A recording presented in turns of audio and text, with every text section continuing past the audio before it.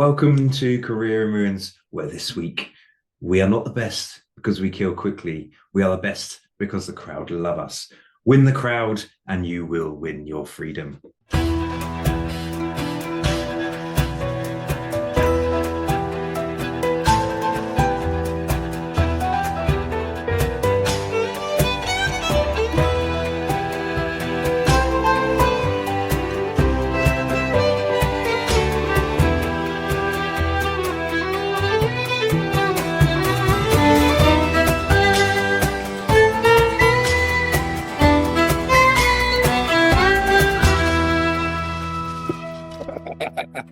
I can't believe you went full Gladiator 2, you absolute knob. Hello, mate. Hello, mate.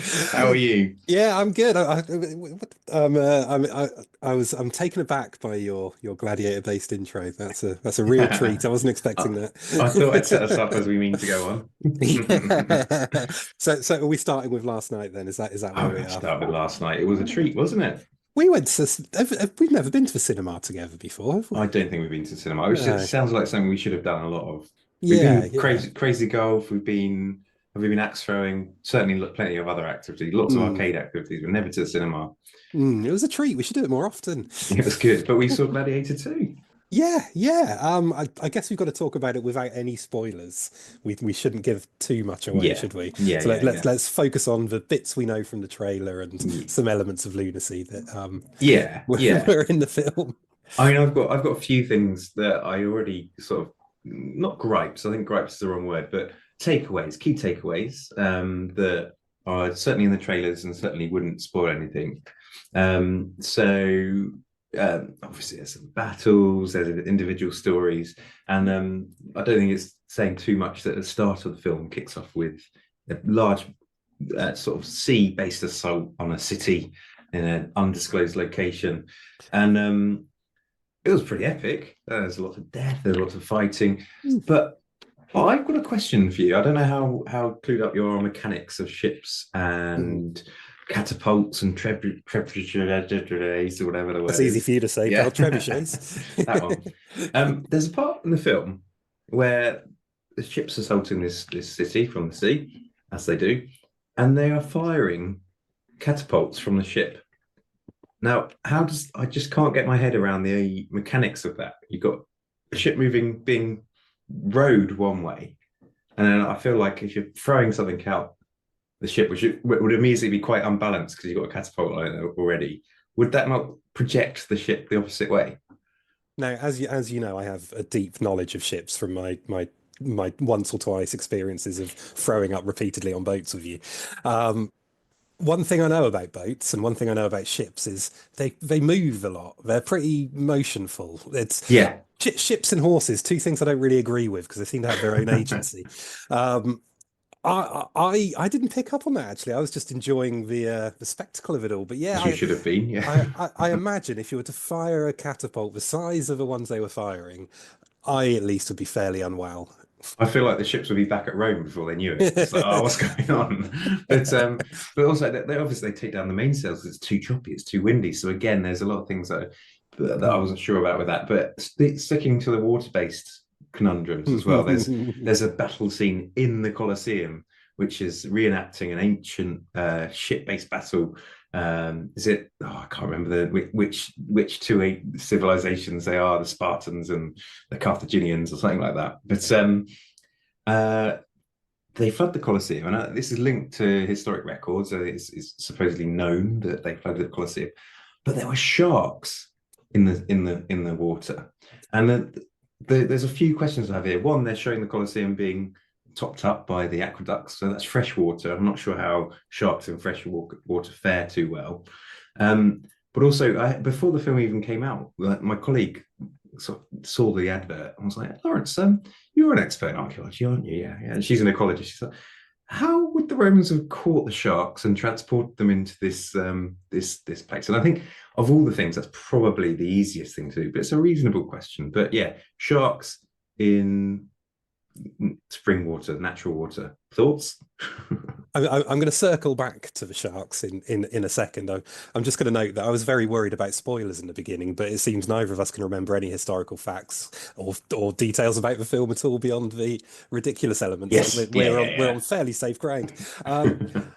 I agree that the first question I had about the sharks is how did they get them in there? And I had a chat to a Roman expert on this, Dr. Miles Russell, Oh yeah. who just scoffed and walked away. But as he was scoffing and walking away, he did mention, well, maybe they caught sharklings. Is sharkling a thing? And grew them, Grew them in the shark Colosseum pups. in special Roman shark tanks, which must Yeah, good. surely be a thing. Yeah, they'll be in the archaeological record somewhere. It's Ridley Scott, isn't it, that did the film? I know that I was watching a video where someone asked him these questions about the sharks, and he just said, "Shut up!" They all these archaeologists that questioning it, we know it happened, so they can shut up. So yeah, maybe I need to shut up. But Yeah. there was, I think, again, my horribly busy brain throughout the film wasn't paying attention on the storyline and got distracted because there's a scene of someone, is it the river of Styx, sea of Styx, when they pass to the next realm, and in the background there are two tornadoes. I don't know if you clocked that. I spotted the And tornadoes, yeah, yeah. you spotted the tornadoes. You've got sharks, you've got tornadoes. Surely this is crying out for a Sharknado Rome edition. I I think that I enjoyed the film. It was quite good, but I think I would enjoy that more. It was a good fun night. There were a couple of highlights for me, and it wasn't to do with the film. It was to do with your commentary in my right ear every now and again. The first, both of it Star Wars related, which made me happy. Yeah. When they were sort of entering the Colosseum en masse, and you said, "I'm expecting Jedi's to show up now." And then he should do what Natalie Portman did. Padme would have been way better. They're chained up. They've got these columns they can climb up. There's a large wild animal, which I won't give too much away on. But yeah, yeah. Clearly, they had it better in Star Wars and what was it, the Clone Wars or whatever one yeah, that's good. But yeah, I want to see Sharknado. I also want to Sharknado make Rome. one thing that immediately distracted me as well is, in all these films when you've got like a stone wall and they press, it's a really old stone wall, whether it's Indiana Jones or Gladiator, they press a particular stone and it sort of disappears into the wall a bit and a secret door opens. And I think I've decided that at some point I want to build a stone wall with a secret compressed stone that you can open a secret door to, but it has to be using ancient Roman technology. I think it's probably best not to dig too deep into the mechanics of that. Overall, though, putting aside all of this, would you recommend it? We don't do film Absolutely. reviews. Maybe we should, but so you'd recommend it? I don't. Yeah. I think it was good to go and see. It was lovely to see with archaeologists. I Hmm. think I was glad I wasn't or I am not a Roman specialist. I think that could easily ruin it. But it was a bit of a jape. It was interesting. It was good. Highlight leaving was Kate Wellham, who's a glass specialist, saying, "I saw one glass, and I'm sure it dated from the style was classically post the date of these events taking place." Another Professor Wellham highlight was we in the past we've taken our students to the Roman glassmakers. I forget where they are. Is it near Andover? And for the first Gladiator, they made all of the glassware, so all of the replica glassware was made there. And we've all got different bits of that glass in our collection. And I noticed Kate and Ellie were spotting bits of glass that have come from the Roman glassmakers.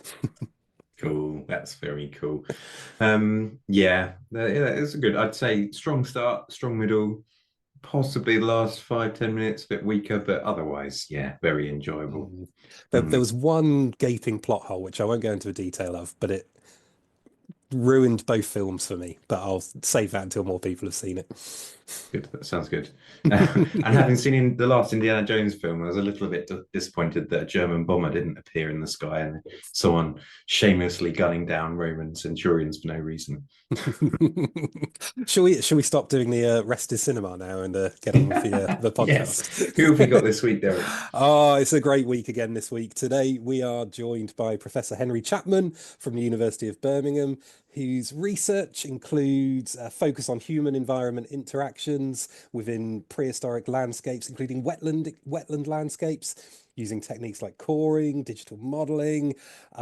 He explores people in the landscape in lots of different interesting and scientific ways. And also, obviously, being Henry Chapman, we'll talk, I suspect, a little bit about Time Team as well. Henry, how you doing? Oh, hi. Yeah, good, thank you. Yeah, I'm still in the office. So yeah, living the dream, I think. Oh, 7:15 at night, Henry. That's commitment to your students. Oh, well, I like to do my best, as you know. But yeah, no, life's good. Life's good. It's quite nice meeting sort of like this because we're geographically quite far apart, and it's quite nice to actually meet between time teams. Yeah, yeah, it's a real treat. I've been looking forward to our chat. Before we get too far into it, have you seen Gladiator yet? No, no. Now, yes, I'm quite pleased you've not said anything too much because I've not seen it yet. And weirdly, I know a lot of people who have, and the impressions have been so polarized. So, I probably love it, I think. But I think I left my common sense at the door and just enjoyed a good, silly, fun Roman themed movie. It was ace. I think if you want to go and watch good Rome stuff, go and watch the old HBO series. But if you want a big day out of the cinema, go and see Gladiator 2. yeah, Yeah, I want to see the agreed. first one again, though. That's the other thing. When you Mm. saw the adverts, I thought, oh, I've not seen that in ages. Got to see it again. Yeah, I'd recommend that. That's definitely sets the tone and gets you excited for it. But enough about that. Henry, thank you for joining us for this week's podcast. It's a real treat to have you with us. So I think before we kick off into the core questions, we generally ask our participants to talk us through their career in ruins. So where you started, what got you interested in it, and your leaping pads or your jumping off points throughout that way. Oh yeah, no. So it's a long time ago now, but weirdly, I remember telling Tony Robinson this that one of the things which first attracted me to archaeology was watching Jackanory. Now I don't know if that's the thing which is I don't even know if it still exists. What's the story? Yeah, what's the story, Jackanory or the other one? So we were, but he did a thing about Troy, and it was stylized with so it's telling sort of Homer's some of Homer's epics, but he was doing it with the backdrop being sort of things like the modern military in Greece, and yeah, it's really sort of very sort of modern approach to it. But I was absolutely glued to this, and and I found that really interesting. Then when I was about 12, I got the opportunity to go on a Roman site, a dig. So I did that, and what I really liked about it, actually, I always, I liked history, but what I really liked about it was actually the sort of camaraderie on site. Yeah, the way everybody gets on and how things work, and I think that's one of my favorite things now with archaeology is just the process. So I was always interested, and then it got to the point of thinking about doing my A levels, end up doing a degree, and choosing a degree, and everybody around me thought, "What archaeology? What? Why are you doing that?" But it was I like to joke that it was at the beginning of the alphabet. So going through what was the I think Ucker handbook when you're going through that, it's at the top of the list. I didn't have to read very far. But yeah, I went off and did a degree in archaeology in Exeter, and that's kind of where it all started. So that was that a straight degree in archaeology? Yeah. So I just did single honours archaeology, which I mean it's interesting over time. There's fewer degrees like that. There's more of I think there's more of a sort of trend to do sort of mixed degrees and so on. But back then, which is in the 90s, I did just straight archaeology, which is brilliant. The thing is, you get to the end of your degree, and like anybody getting to the end of the degree, oh, what do I do now? So I left university. I sort of jobbed around trying to work out what I was going to do, and I got offered some sales jobs, and I thought I really, really don't want to do that. So and a job came up with the Royal Commission on Historic Monuments for England down in Exeter, and obviously I knew Exeter, and I applied for that job and I got it. So the Royal Commission, RCHME, it's now well, it became part of English Heritage, which would now be Historic England, and it's the same area where people like Stuart Ainsworth worked as well. So that's that sort of trajectory. And I joined. I was working on Dartmoor and Exmoor primarily. Oh, And I joined at possibly the best time ever for what I was to get interested in, because it was just when things like GPS were sort of being used. They still didn't have a screen or anything, but it was just when that was starting. So and it got me really to grips with all the sort of survey type things. I loved it. But following on from that, I ended up getting a job up in Hull, up at the University of Hull. So, and that was on a wetlands project. So, effectively, the sort of two sides of what most of my life I do is sort of survey and digital technology. I sort of started with the Royal Commission, if you like, and then the wetland bit. I started working as a researcher on a project up in Hull, funded by English Heritage, and looking at the whole sort of the northeast or east and around the Humber area. So, and that's where all the coring and the excavations of wetlands and peatlands, that all kind of started up there, working on bogs.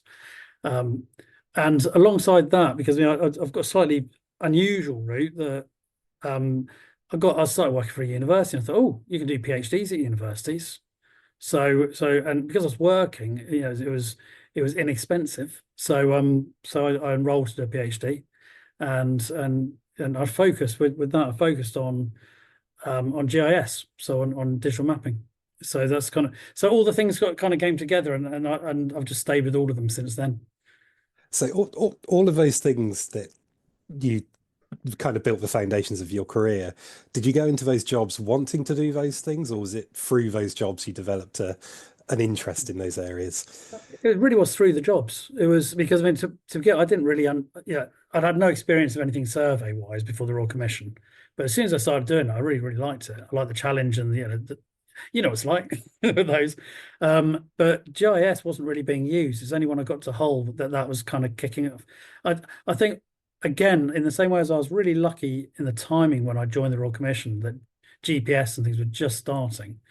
When I got to Hull doing GIS, that was really only just starting. We're using one of the first kind of Windows-based GIS created by a guy called Dominic Powsand, which I'm sure you both know. Yes, yeah. But we're using GIS there, so I was exposed to things which were really handy.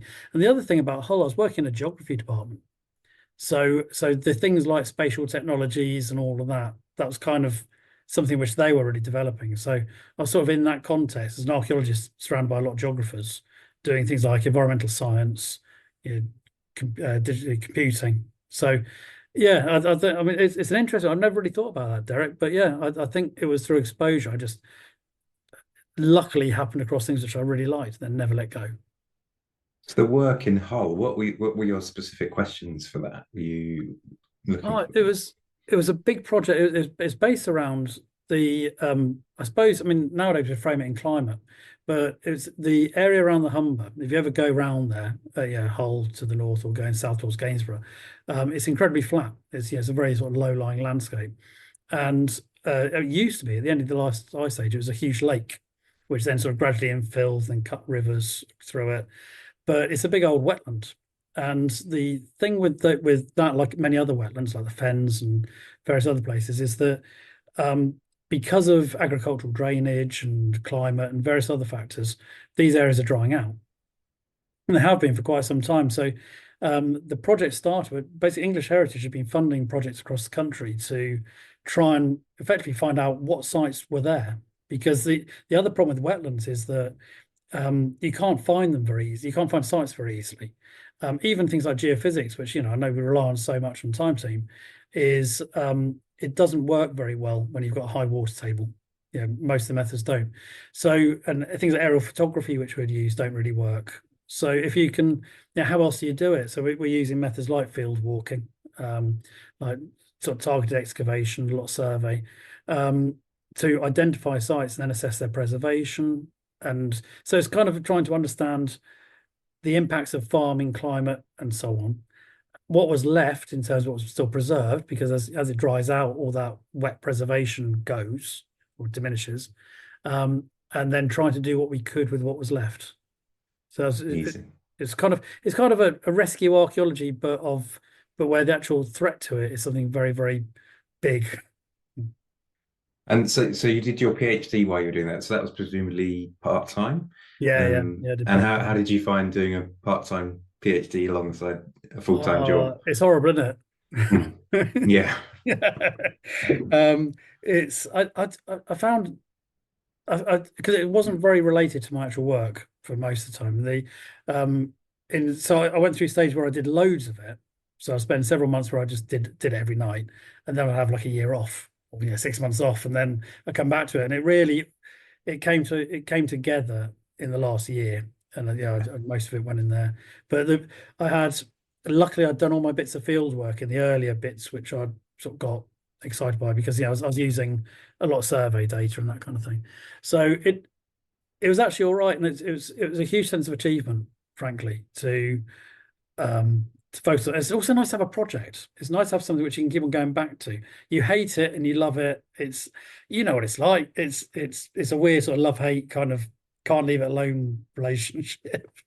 Yeah, you described it perfectly, Henry. Yeah, I can completely relate to all of that. So how did that set you up then going forwards? It was necessary, I think, in terms of what I went on to do. So in Hull, the project finished, but at that point we set up a sort of commercial unit, and we did a bit of teaching. It's basically university, but we're doing sort of commercial archaeology jobs, sort of real mixture. And I was pulling in various sort of research grants as well, sort of small things, for projects.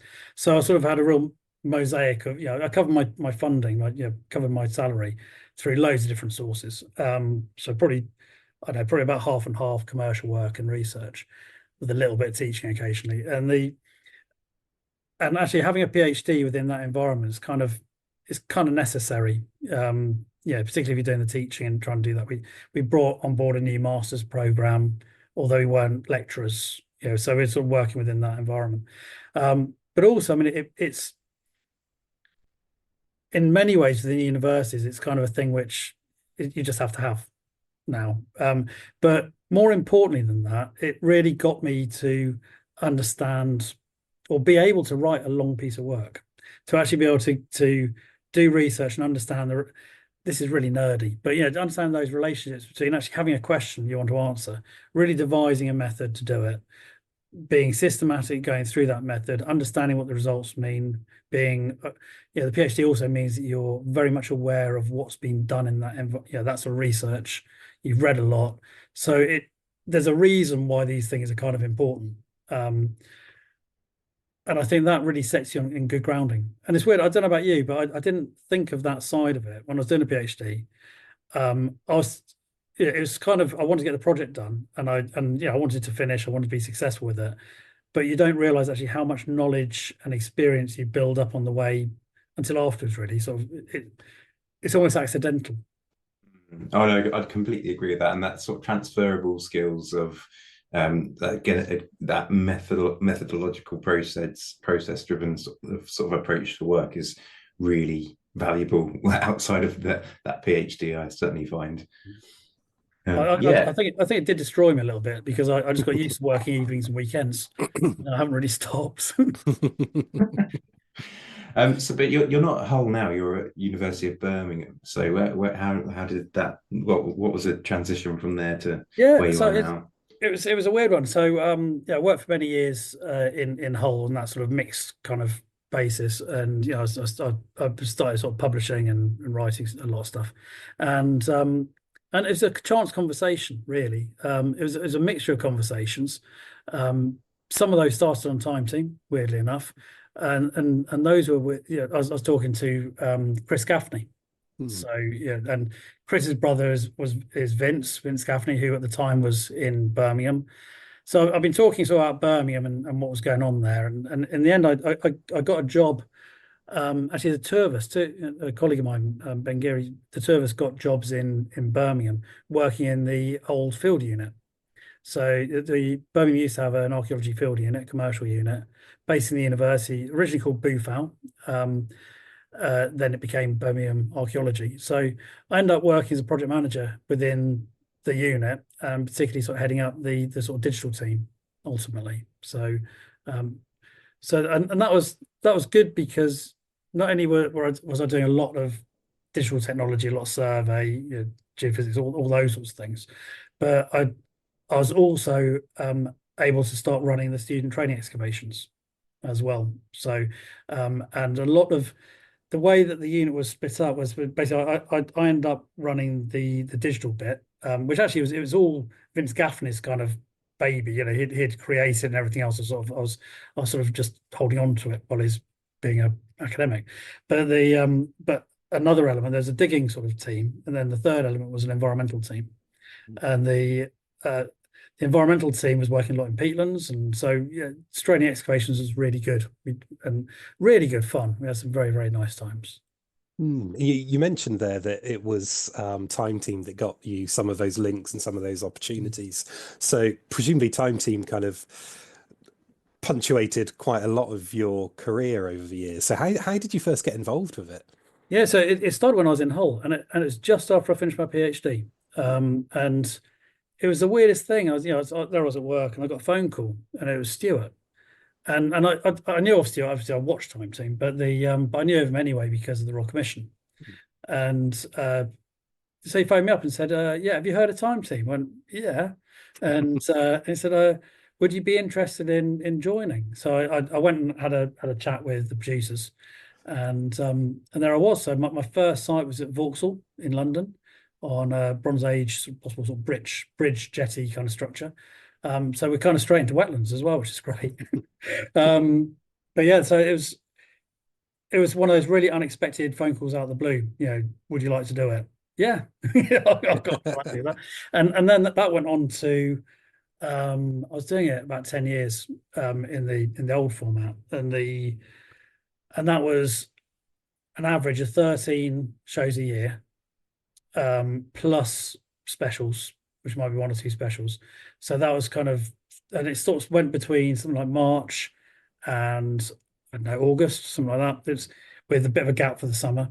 So actually, you were away every other week for that period, and it was really intense, great fun, but it was really intense. And it's one of those things which, again, happened at the right time in terms of my career. It's not, I couldn't do that now, but at the time I could, because I was self-funded. So there's just bits of other work which you slot in amongst everything else. I was going to ask that question, asking for a friend, obviously, but at the moment with the new format Time Team, we maybe do what, 3 or 4 things a year over a weekend, and I'm struggling to balance Time Team life with a real world life, and so at the time though you were kind of working, you could work around it with project funding Yeah. and things like that. Yeah, no, it was a lot, because I also wasn't teaching at that point, or not much, so I didn't have to try and juggle teaching around things. So I didn't have a fixed timetable. I had projects to complete, but however I did that was fine. And effectively, I mean, at the time it's great, because I just assessed like a couple of times a year in terms of, do you have enough money to stay here? Yes, carry on.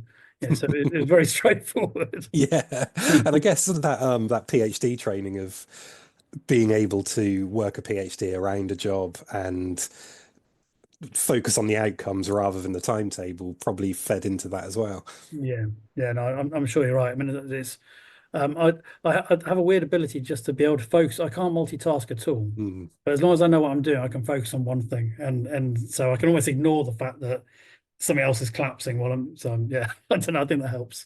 But yeah, certainly the PhD helps. The training. That's great. And you mentioned there Boothell. So we first met when I was doing my master's at University of Birmingham, and it was an interesting time because Boothell was wrapping up, and I think you'd already transitioned into a lecturer position by then. Yeah. I could be wrong, but then there was also this incredible IBM sort of digital heritage suite, and Vince was doing incredible research around Doggerlands and all the other interesting things they were doing. But University of Birmingham seems like it's over for a number of years now. It's been a really interesting and dynamic place to be researching and working out of. Yeah, it's not. It has changed. Birmingham's changed a lot over the years. I mean, and it's always had its sort of benefits. I mean, it's really nice when we had the unit here, like you said, with with Vista, the Visual and Spatial Technology Centre, and IBM link, also HP. That was brilliant. That was. It was, I mean, this is all down to Vince Gaffney, but it was proper world leading in terms of 3D visualization, data capture, laser scanning, all of those things was really, really at the cutting edge. again at a really good time because things have changed, become much more democratized. I think a lot of this technology, so it's a great time to be there. And yeah, that set me up actually weirdly. It was after you finished. I ended up moving in parallel for a while because I was looking after Vista. Then I set up with an art historian another digital center, which is more focused on museums and creative industries. And that ran for a good few years as well, sort of in parallel to some extent, but working a lot in terms of interactive technologies. So that was really, really interesting, just in terms of almost the presentation of the past, if you like, to areas. But I mean, that's a whole other story. But again, it was without those other experiences, I could never have gone into something like that. I mean, I was never a museum specialist. No, it's yeah, yeah, presenting the past is well within our wheelhouse as well. Very, as you say, perhaps a discussion for another time, but very, very cool. And so you're established now at University of Birmingham, and yeah, you're a reader now at the university, or I'm professor now. professor? Sorry, Yeah, sorry, yeah. these things move too quickly. It's Henry, sorry. proper grown up title. So what does an average year of a professor at the University of Birmingham involve for you? Well, I think it's exciting. I think for any archaeologist working, and probably more than many disciplines, and I know I'm completely biased, but there's different bits of the year. So for me, depending on which part of the year, I can kind of tell you what I'm going to be doing to some extent, but the detail I really won't know. So your average year, there'll be teaching and all those sorts of things, but it's going to be interspersed with, in the summer, training excavations. They're great fun. Yeah, so so actually just working with students, training, just being dedicated to a site. So a large chunk of the summer's doing that. For me for the last year and this year, most of Easter is taken up by a study tour. I mean, you said about Birmingham. One of the great things about, God, it sounds like a sales pitch, doesn't it? But one of the really, really cool things here is that there's a thing called a study tour where undergraduates in the second year go off on this trip to Greece, is where we go at the moment. And so we take them around loads of sites, and it's fantastic. So my Easter will be largely doing that again this year, which is great. But on top of that, then I've got various projects. So I've got projects at the moment which take me off to Denmark a fair bit. So that's again working in bogs. You can't get away from bogs. Also got another, been working on this other project with colleagues in Greece as well, so in Attica. And then there's bits of Time Team as well. And so you start mixing all those things together, and there's always other little projects which come up. It's really nice. I mean, I'm sure you agree, being an archaeologist is great just because 1 week, even not a year, 1 week, you might be off on site for a bit, and then you might be doing some teaching, you might be doing some sort of public engagement. The mixture is just incredible. I must admit the variety is the bit that I love most about the job, and you'll probably feel the same in a higher education environment, that there's enough kind of boring chugging admin bits that a nice mixed diet of archaeology in between is the best thing for it. Oh, completely. Yeah, you're right. I mean, it's not all roses, is it? But there's admin and all those bits. But I mean, I always think it's surprising, but whenever you get really annoyed about it's like any job, isn't it? Any job anywhere has always got rubbish bits. But with archaeology, you know that it doesn't last, and you will be out doing something else. And I don't always sound. I suspect you'd say the same, but it is such a privilege to be able to do what we do for a living that you sort of remind yourself of that occasionally and realize actually. Yeah, God, how lucky am I? I get to do these things. I mean, one of the things which I love is the access to some sites and what you can do at some sites, which you'd never ever be able to do if you weren't doing what we. We are so lucky. I remember during COVID when we probably had less archaeology to do than we normally would, and how good it felt to get out in the field for the first time. And Lawrence and I did a small dig together, basically just to get out of the house and do some archaeology. But it was the most positive and uplifting archaeological experience I think I've ever had. Yeah, I can completely imagine that after COVID. Yeah, yeah. Yeah. But So Henry, oh sorry. no, I was just going to say that there's something about archaeology also, just the physicality of it, and actually it clears your head. It's Mm. great.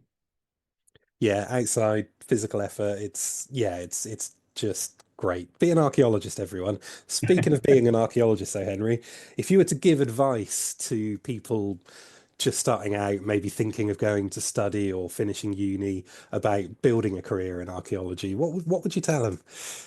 Um, no, I'd tell them. I'd tell them a number of things really. I think firstly is don't be scared of actually having that dream, yeah, and don't be scared of trying it because um, archaeology is I think one of the most accepting professions in the world in terms of and some of the most diverse groups of people you find in archaeology, which is just great, and a lot of really lovely people.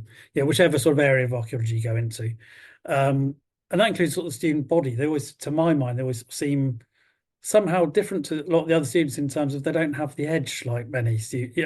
Maybe I'm being unfair, but they just seem cool. Um, but yeah, so have the confidence to do it. Don't think, and almost regardless of your experience, um, even regardless, degree or not degree or what your degree is, you can always just explore it. Yeah. Mm, So firstly, don't be scared of it. Secondly, if you do want, if you want to have a job in archaeology, I mean, one of the things which is not really that surprisingly important is ability to get yourself about. However you mm, are, whether you're very willing to take lots of public transport, or even better if you can drive.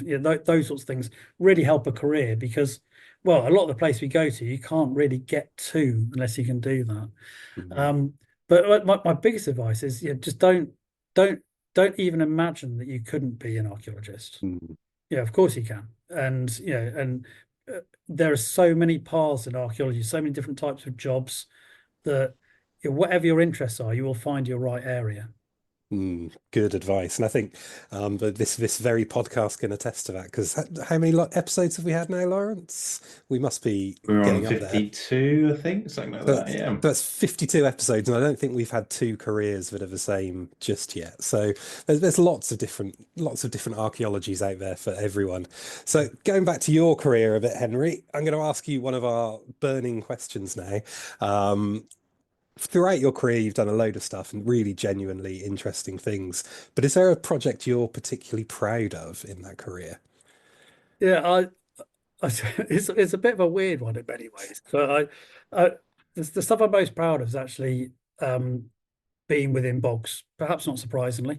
Um, but it's actually it's some work I did, and I'm still doing it in many ways. But it's some work I did. I published it back in 2013, so quite a while ago, and it started with my work in Hull, and it's just sort of continued, and it sort of moves into much stuff I do today.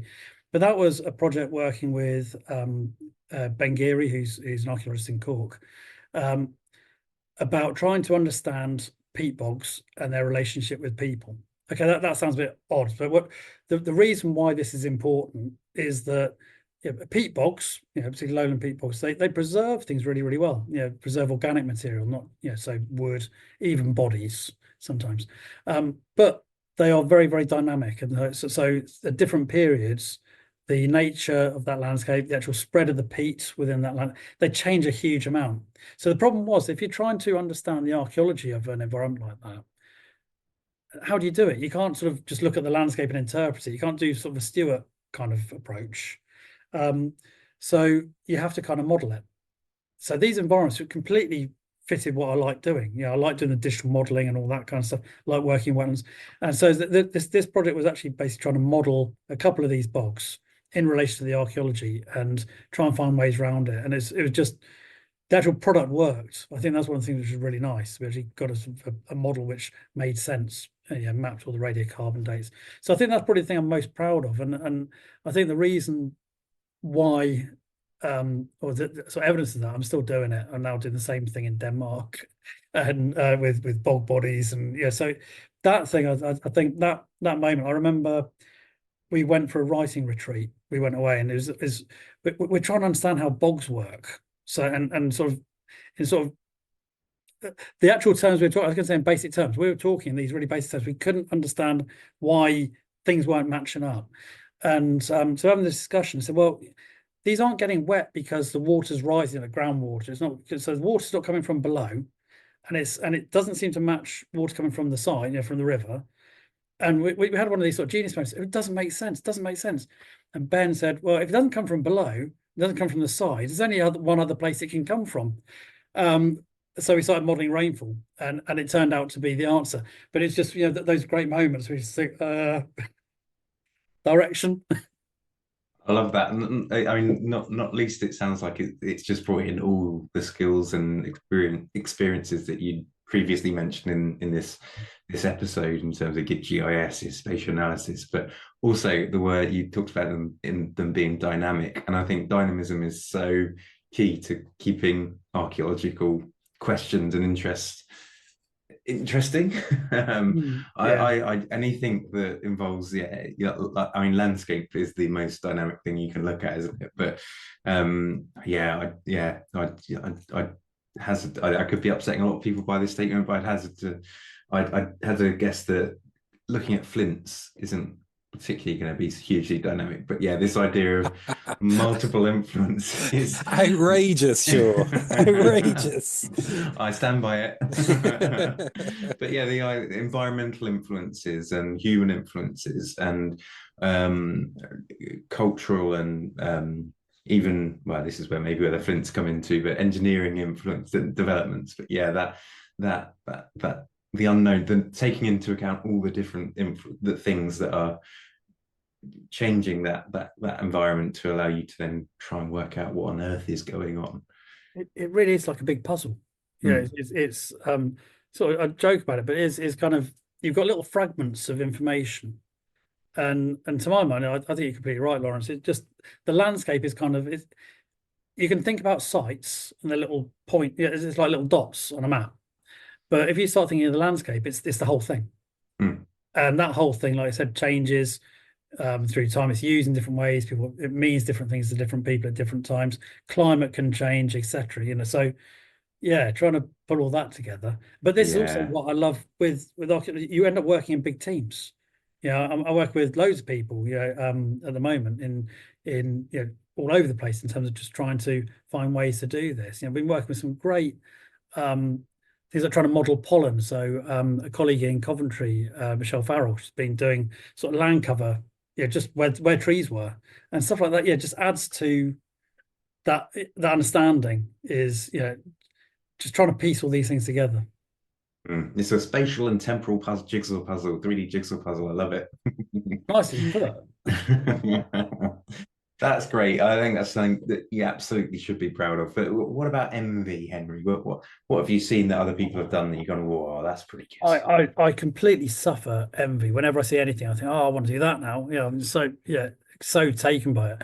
But I think one of the things which really gets me is, some of the really early archaeologists, when people are digging things before, say, a site got ruined, and they got to actually see what things were like. And again, yes, it's really narrow because I've got particular sort of interest at the moment in bog bodies. Actually have for quite some time. So later prehistoric human remains in peat bogs, and some of these which were dug up in the sort of earlier middle 20th century, particularly in Denmark. I just want to be there. There's so many questions when you look at all the reports and everything else. I want to be there. I'm really jealous of the people who got to see that come out of the ground, because I've got so many questions about it. I just want to see that. But that's sort of in the past. The amount of projects I'd like to be involved in, whether it's trying, some of the LiDAR things in rainforests. Yeah, absolutely. Oh yeah, now you're some of that stuff. Yeah. I'm just jealous of everybody, actually. I'm jealous of everybody. Whenever I read it, I think, another thing, I'm really jealous. I'd love to be involved in some of the DNA stuff at the moment. Transformative way that is making us think about past populations. Really dramatic. But again, I can only read the results. Start another part-time PhD, Henry. With your work in Denmark, is there a possibility that you might discover some new bog bodies? In many ways, probably not. And there's always the chance of things, but the reason not is because most of the bog bodies were actually discovered. The vast majority of all bog bodies being discovered during peat cutting. So and particularly when people are cutting it with spades, sort of long spades, so by hand. And so I suppose two things have happened really. One of those is for the big bogs, certainly by the 1980s, they're all being cut with big machines, which are sort of just milling. So your chance of actually finding these things really reduced. That said, Lindo Man, who's in the British Museum, he was found during that. He's actually in a section, effectively. So it is possible. But the second reason, so if that's the first reason, the second reason is actually most bogs that we've stopped cutting for all sorts of environmental reasons. Bogs are carbon sinks and wildlife reserves and so on. And there's been this trend towards re-wetting and rewilding and all those sorts of things. So actually the access to then find bodies in a more positive way has also diminished. So the chance of actually finding new ones is really tricky. But you think about things like geophysics and all these other methods. Like I said earlier on, it's really difficult in wetlands, but we still sort of consider possibilities. Is there a technique out there that could find some new bog bodies? We need to get Jimmy involved. Yeah. No, it's such a great question, isn't it? I mean, I've heard answers. All people think about this in terms of even down to things like sniffer dogs, so actually coring and sort of sniffer dogs with the core. But how do you train the dog to identify a bog body? And it's there's been some great ideas, but it's a really different environment. It makes me think of, did you ever watch that terrible BBC drama? It's a long time ago now, called Bone Kickers. It was like a drama about archaeologists and a whole world of sins. But on, I think, one of the first episodes, they had this special camera that could take photos from a pole, and it could perfectly photograph the buried Iron Age remains hidden underneath the soil. So yeah, maybe just get in touch with the BBC and see if you can borrow that. Yeah, why don't I think of that? I mean, there is another option as well. I mean, I don't know the BM's policy on this, but if you could take your sniffer dog into the BM and just crack the Lindo Man case ever so slightly. Raw hides, I think they're a popular treat for dogs today. That's true. I get you. I'm going to move swiftly on from that then. Now, Henry, you may or may not know that Lawrence and I have a fully working time machine, and a tradition on the podcast is to give every guest a return ticket, which has a certain degree of flex among the space-time continuum. We've had many people kind of pushing the limitations of what time travel can do. But if we were to give you a ticket on a time machine, Henry, where would you go? So I'd have to resist my childhood urge to see dinosaurs. I keep it archaeological. So I don't know. It's a toss up. I would, part of me, my sort of starting point would be, I really want to see sort of what's happening to these individuals who become bog bodies. But at the same point, I don't, because it would sort of spoil it, because I like the mystery. But what I would like to, I think actually I'd go back to somewhere like the discovery of Tutankhamun. Or one of the big archaeological events, one of those moments. Because I think, in a way, the actual archaeology is two things. One of those is the interest in what happened in the past, as in prehistory, for example. And the other one is actually understanding how things developed as a discipline and how things were discovered. And I think, it's 50-50 really between the two. But I think in some ways it would just be really interesting to see how people like Carter worked, how some of those, those individuals, what really happened. So I think I'll probably kick myself afterwards either way I went with it. Well, do you know what? All of those answers are ones that have never been put forward before. So I'm going to throw out there, Derek, and hopefully you're happy with this. I'm happy to I have 3 tickets. I want to see some dinosaurs. No one's talked about dinosaurs before. And we are an archaeology focused podcast, but why wouldn't you want to see dinosaurs, right? 3 tickets. We can throw out 3. We'll get a new catalytic converter, and it might allow us to get that far back. But no, but also, that idea of, is it Lindo Man that was strangled and had all these terrible things done to him before he was ditched in the bog? It just seeing what happened, whether that was a mugging, whether that was a ritualistic killing, it would be that alone would be interesting to see what happened. But then, working out how Howard Carter did his work would be very cool as well. So we'll jump on with you, Henry, and we'll stop at multiple locations. Probably there's just too much to want to see, isn't there? Yeah. I mean, we're lucky we get to go on all the trips. So yeah. It's funny. I'm reading a book at the moment called Eye of the Needle, and based on what you've just described, Lawrence, I think that Lindo Man was possibly killed by a German spy in the 1940s. Yeah, I feel like someone got hold of our time machine and did something wrong there. Well, it's good to know. We can stop your research now, Henry.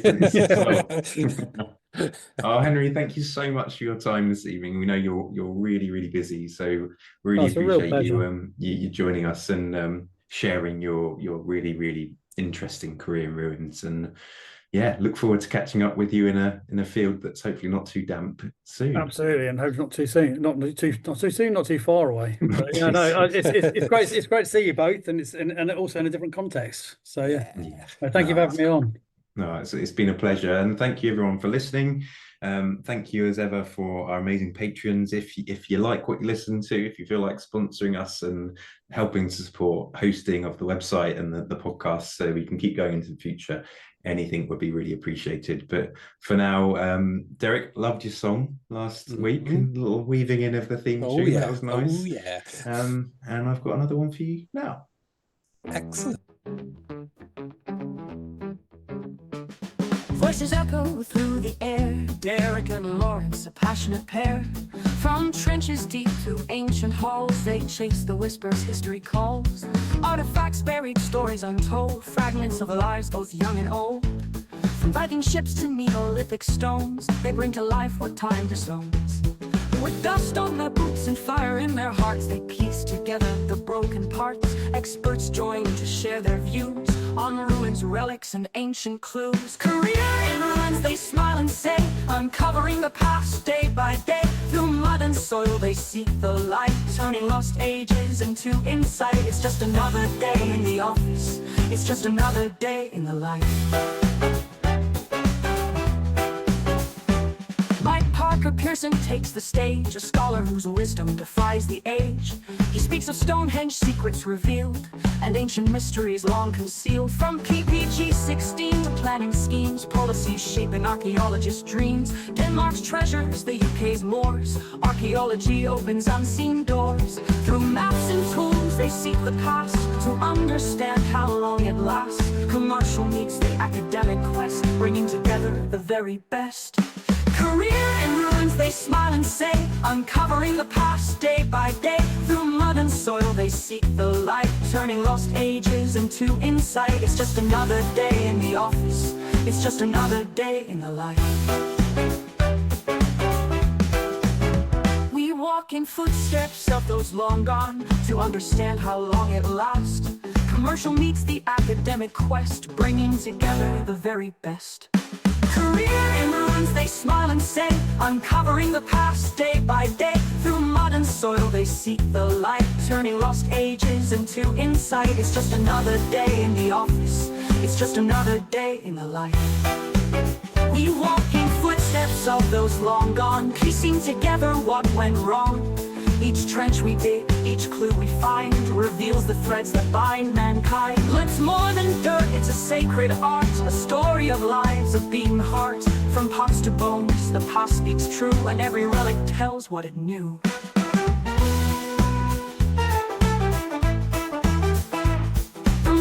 To labs, from soil to stone, the truth of the past is never alone. They've crossed deserts, climbed old walls, heard history's faint and distant calls. Roman swords and burial mounds, each find a triumph profound. Yeah, archaeology's not just the treasure, it's the human stories we all can measure. A life remembered, a life once lived, a legacy of what the past can give. In every trench a mystery sleeps, in every fragment a secret keeps. They bring it forth with skill and care, a journey of time beyond compare. Career in ruins, they smile and say, uncovering the past day by day. Through mud and soil they seek the light, turning lost ages into insight. It's just another day in the office. It's just another day in the life. Just another day in the office, where stories are buried deep. Just another day these echoes leap from Derek and Lawrence to the experts they call. Archaeology binds us one and all. Career in ruins they proudly proclaim, digging through history to keep its flame.